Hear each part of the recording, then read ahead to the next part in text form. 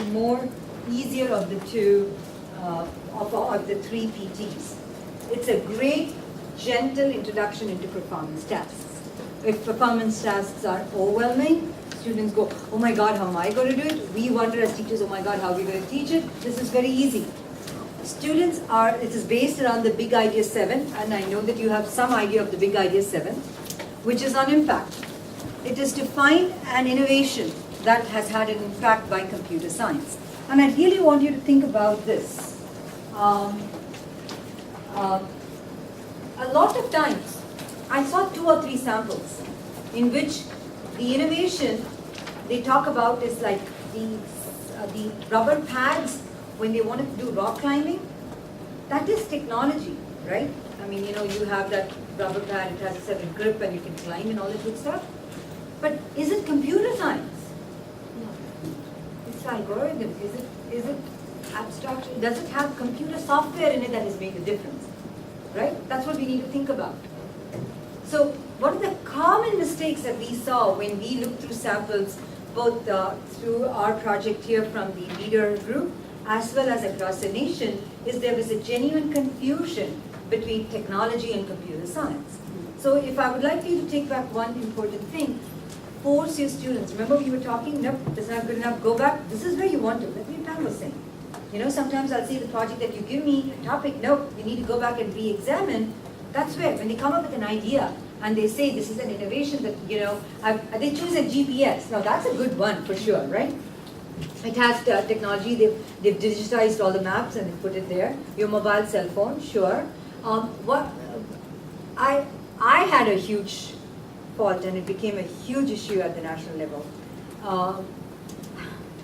In spring break, I bought an electric car. I bought a Nissan Leaf. So I told the kids, you know, I have a cool car and, you know, hey, any brownie points with the kids, who doesn't want to take that, right? And they wanted to see the car and everything, and I said, you know, who wants to consider an electric car as an innovation? Now, there is a computer inside it, there is a software inside it, right? Like for example, my Nissan Leaf, when I put it on reverse, at some point it won't go on reverse and it goes on neutral. Then when you bring it back to parking and move it back to reverse, it doesn't go. The only way to go back to reverse, believe it or not, I've tested it, you have to switch off and switch on. You've got to reset the computer. Now, of course, the men in my house think it's something to do with me, and they never get it reversed. I mean, they get it reversed all the time, of course. But, to me, in my mind, that would be a great thing to discuss, right, as a computer science topic. But the kids didn't really get that. And when they talked about an electric car, they talked about the electric parts and the replacement of the manual transfer, you know, all the gasoline and all that stuff, which is an innovation, all right, which is technology, all right, but is it computer science? So, I almost say, if a student does not have a computer science as the innovation, say they will get a 0. Don't let them get away with it. Okay. This has a reminder. Shall we ask you to snooze? Jeff, lots of reminders. Okay. This report, the performance task, I believe it is the second one in the list. If create was the last, the explore is the one before. It is the smallest. It has 2 deliverables. It asks you to write a report. They do give you 7 prompts, and we're going to do a tiny activity with the prompts. And it also has asks you to write a 1,000-word report. All the issues that we talked about come into play. What about grammar? What can we do? The bottom line is, if you can read it, give it to them. It's a technical essay. So I wouldn't pick a battle on that. If you're going to pick a battle on a valid innovation, why would you want to pick on something else? So try to keep the computer science course, I would say.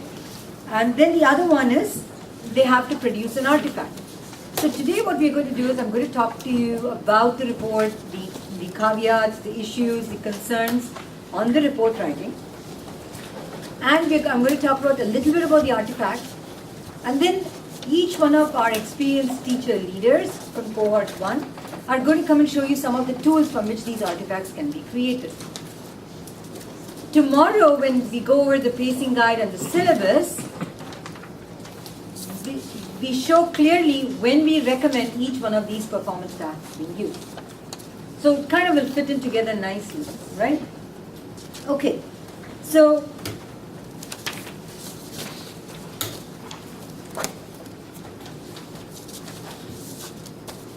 the writing part. And we talked extensively about writing. And so I really did want to discuss some things. I want to take a second and talk about not just writing in this, but let's just jump to create for a minute. We are on, this thing doesn't have page numbers. So we are on the second page of the Explore, which has B, the written report, which says your document should be a maximum of 1,000 words. It is so hard to get these kids to write 1,000 words. They'll negotiate, they will do, but ultimately we do want them to write. So whatever does it takes to motivate. Jenny was saying, and I spent some time during dinner yesterday talking to her, how she motivated them. Topics of interest, interesting articles, ACM Tech. Every week they send you weekly digests if you sign up, and they have very good articles.